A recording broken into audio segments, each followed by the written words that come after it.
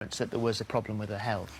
Mainly it was when she was about a month old. She kept vomiting and sleeping all day. She had no energy whatsoever. And then she had a seizure, which really scared you. Yeah, it was on the 15th of August at about 3 a.m. And she just went really stiff, fixed gaze. She was like as white as a ghost. It was really scary. Terrifying. Yeah, it must have been really scary. So you took her into hospital. Yeah. And what happened after that? It was when we got to the hospital. They didn't really say much to us, but they did some tests, and then they came back a little while later and said she'd had a bleed, and it looks like it weren't the first one. And that's when it sort of all unfolded, this nightmare for you, because within 12 hours of getting to the hospital and being told that there was a bleed on the brain, detectives arrived at the hospital, and they said to you, Craig, didn't they? You could come voluntarily. Yeah. Not something you wanted to do at that point, because you had a very, very poorly sick child there. Yeah, they said to us, you know, there's two ways we can do this, you know, voluntary to answer questions, or, you know, we'll have to arrest you. And it was just that I was saying to them that I'm not going anywhere, you know. I just want to be by my child's bedside, and as I got up, they said that, you know, we're arresting you on suspicion of GBH. And then, so were you both taken to the station? And, what happened there? From about 3:15, I was put in the cells till about 11:45 that evening. We were both in separate cars and, you know, questioned separately. And as you went from the that's Effie, we'll meet her in a moment. As you were brought, as you left the hospital, I think a nurse said to you, "Well, you must have been expecting this." yeah, she looked at me and said, "You knew this was going to happen," but that, in a way, I felt like they were already saying we were guilty. Before, anything had even been found out. Well, after questioning, you were released on bail, but you weren't allowed to go and see her. No. So she was still in hospital. She was under police protection by this point. Did you know that this was going to go as soon? Because they asked you to sign a care order, didn't they? Yeah. And if you'd have signed this, then she would have been taken away. But this is what happened anyway. Yeah. It was only when, because they come round to my mum's house and asked us to sign a care order, and we was like, look, you know, we're not signing it. Because you were released, after 9 hours held in a cell, then you were released on bail. And so then they said, right, you know, we're going to take you to court, and we just had to quickly, it was the next day really, so we kind of had to, you know, get solicitors quite quickly.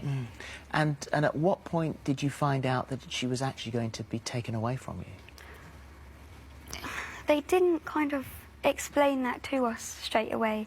It weren't until the next morning that the social workers came around and said that they might have to put her in foster care while investigations go on. And they did, and this happened for 8 months and 21 days that she was in foster care, and you were allowed some access to her.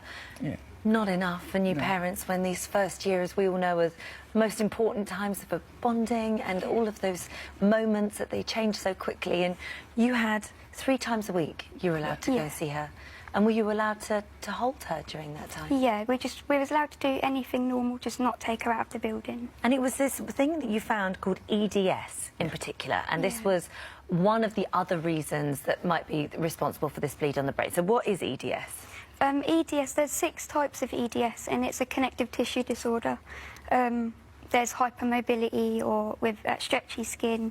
The type that me and Effie have gives you different facial appearance and makes you look quite young and quite small, and it's quite dangerous. And it's like spontaneous organ ruptures and things like that. Which of course And so you everything. so consulted a geneticist, and that's what it was. Because it was actually, it's funny that the hospital, because Carla didn't know for 23 years that she had it, only when Effie became ill. Wow. And it was only through our solicitors, from one photo of looking at Effie and Carla, said, have you heard of EDS? Yeah. But you would have hoped that maybe... I mean, our hospitals are terribly busy, and they had the well-being of the baby to consider, but maybe that might have been something before you were actually arrested and spent 9 hours in a cell, that somebody might have thought of that. And so how long, once you proved that was the case, this is what it is, how long before you got her back? We only found out she had it in February, and then we didn't get her back for another... couple of months. Until the weekend. Yeah, because the court said last Wednesday, or the 26th of April, that it was all over.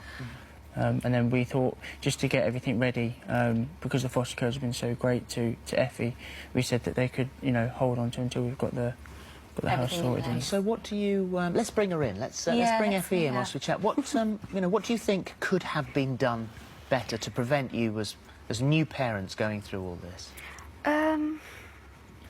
The only thing I think that they could have done a little better is maybe kept her in hospital and did a few more observations for other causes rather than just pointing the blame straight away. And maybe social services for a chat, you say, rather than the police immediately. If the social services came first.